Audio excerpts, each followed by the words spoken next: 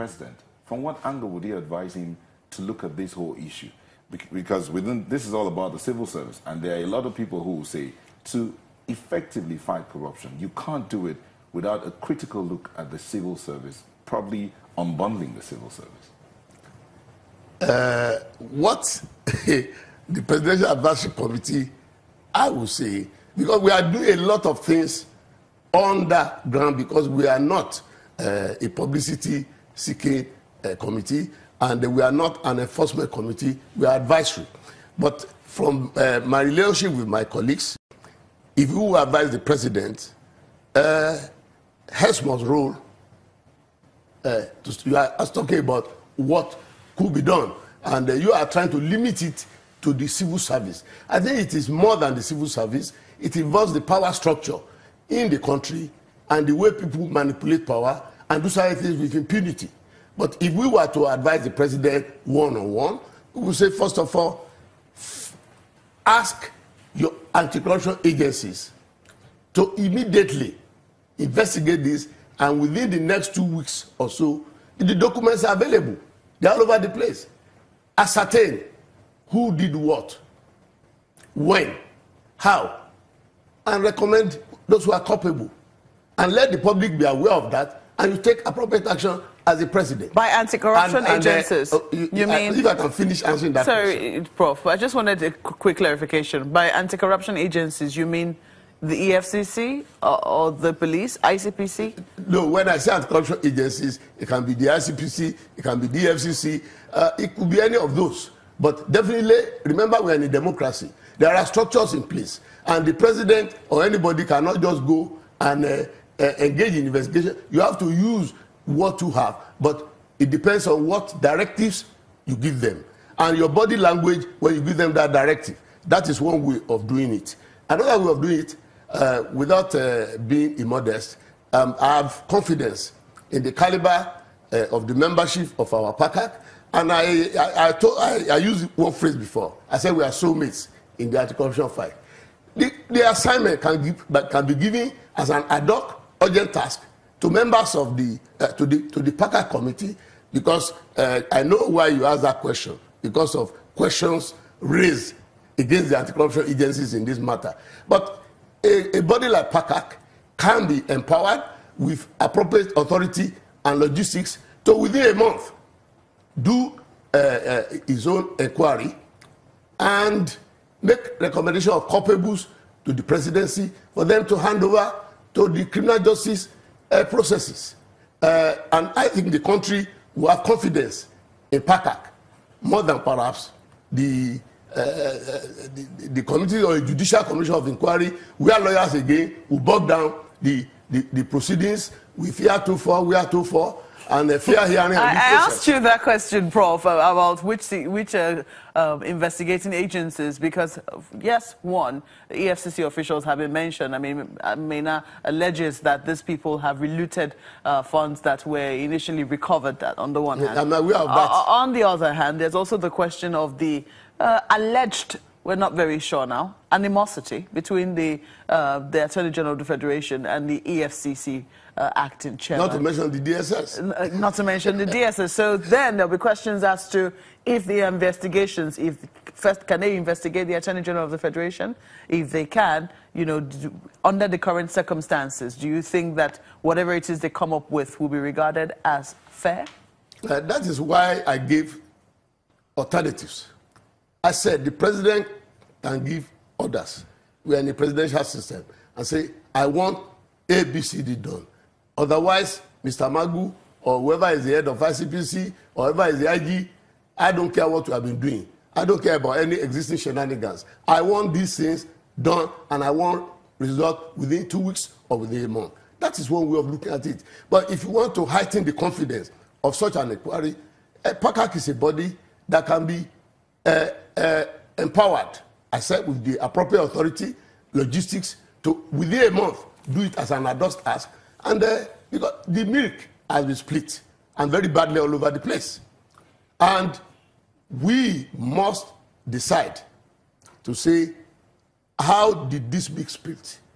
How do we go about cleaning it up? I'm distressed.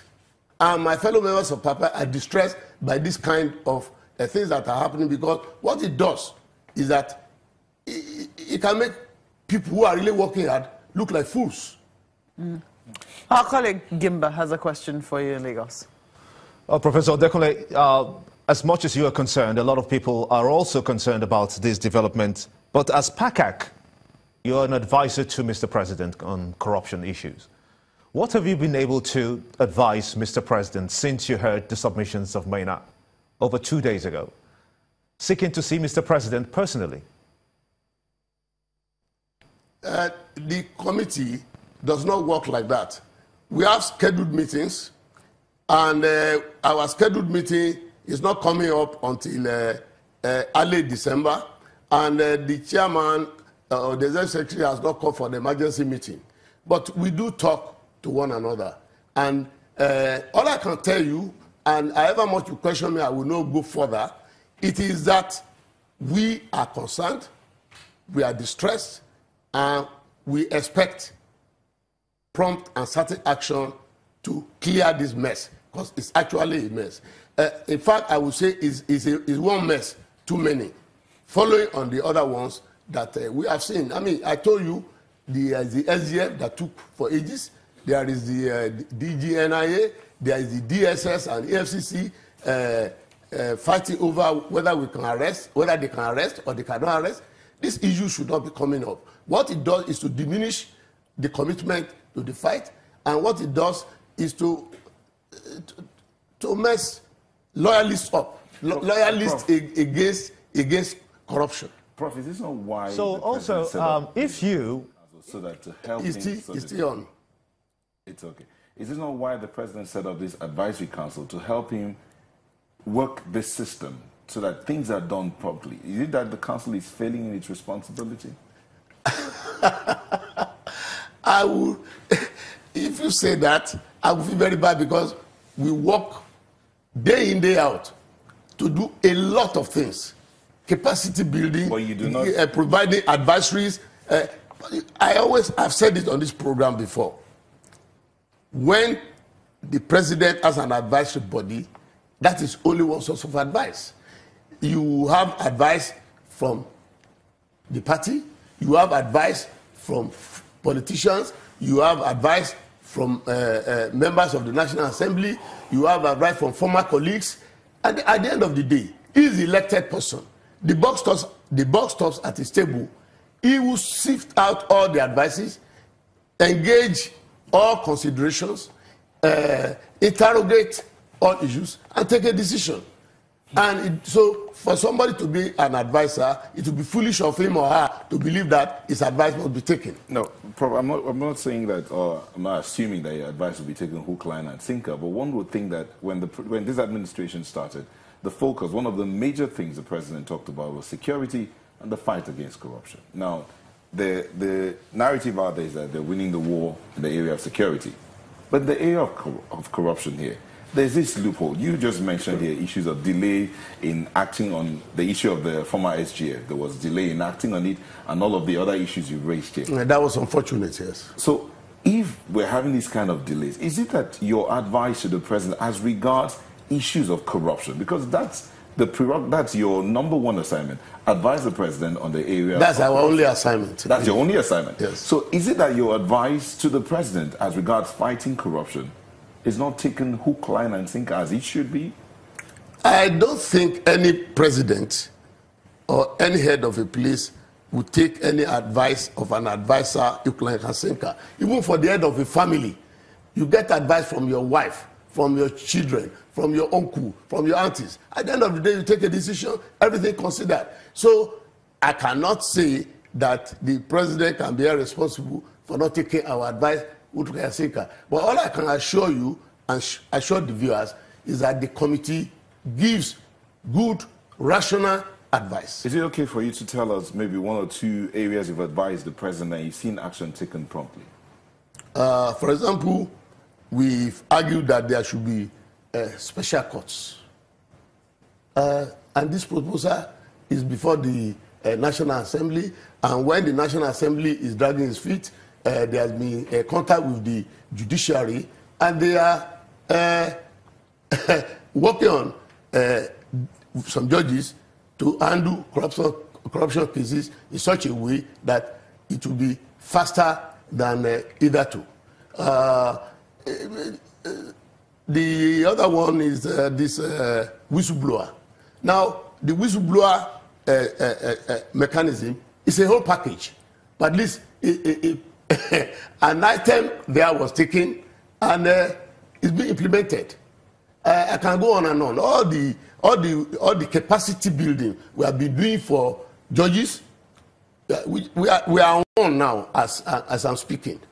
About 2 weeks ago, we were with the federal High Court judges. Now we are with the FCT court judges on how to apply the practice directives of the FCT issued by the CJ of FCT with the Division of Criminal Justice Act 2015, so that these processes can be faster, because everybody must be upset that you have many cases, some of them including members of the Senate, some of them that have been on for 10 years, for 8 years, that keep dragging on in court.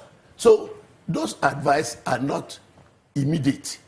They are taken, and when they are implemented or they are being implemented, it will take time to come to fruition. I've been able to give you about 3 examples of the advice we have given and that have been taken. Nevertheless, Prof, by your own admission, you say that this is scandalous and that, from what you can see, it's one scandal too many, and that, if care is not taken... With respect to the matter of corruption. Yes, and if care is not taken, which is your primary area of focus with respect to the area of corruption, if care is not taken, you could begin to make the hard work of many of you look like fools. Yes. So, in the light of that, and perhaps as a protest against, perhaps the pace that is being taken to solve some of those matters. Because as we speak, even the Babachir Lawal case has not been brought to a logical conclusion. I agree with you. Or has it? I think, to me, I'm not talking for PACAC, I'm talking for myself. Yes. As a socially conscious Nigerian, what is good for the goose is good for the gander. If actually you have found people wanting, bordering on criminality, the process does not end in just leaving the office. The process must be concluded by taking the person to court and let them have their day in court. So if that is the advice that you're given, and you said that that's your personal opinion. Yes. At the end of the day, do you see a situation where PACAC just know members... that my personal opinion will not be different from what I will give when I'm on committee. Do you see members of PACAC resigning as a result of the advice that has been given on certain matters and not taken? Well, I understand that you'll be led to answer this question when we return from this break. Please stay with us.